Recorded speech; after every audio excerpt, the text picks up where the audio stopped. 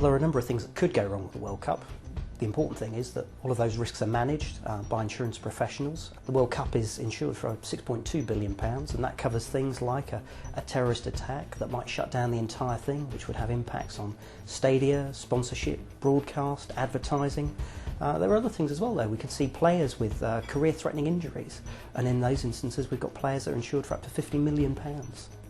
I think for fans and the clubs alike, the key thing will be the health and safety of the players on the pitch. We've already seen an injury to Rio Ferdinand. We hope there are no more and nothing more serious. Well, there's been a wealth of strange things to be covered for the World Cup in the past. We had a particular fan who was fearful of mental trauma and stress as a consequence of England going out early. And we've also seen big players, as their brand awareness and their brand equity starts to rise, insuring themselves. David Beckham, for argument's sake, has just upped his own cover from £50 million up to £100 million.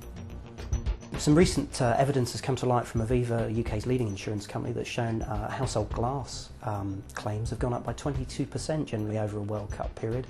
And that's primarily through children and dads playing football in the garden and maybe hitting the conservatory or the greenhouse or a back window.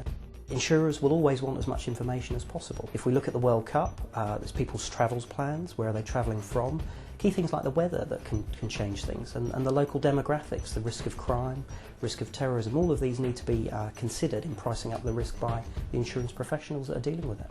I think the exciting thing with insurance, when you look at the big picture, is that it enables things to happen, and without it we wouldn't travel, we might not go to work, the factory that employs us may not be in business. And for things like the World Cup, clubs might not release their players for threat of injury. So it's a huge background facilitator to making everything happen that we take for granted. Well, the Chartered Insurance Institute has just launched a new campaign designed for school leavers and university graduates alike. It's called Discover Risk, and it can be found at discoverrisk.co.uk. There you can find out lots of information about insurance and the roles and the types of jobs that you can do. And so far 15,000 people have viewed it in just 3 months.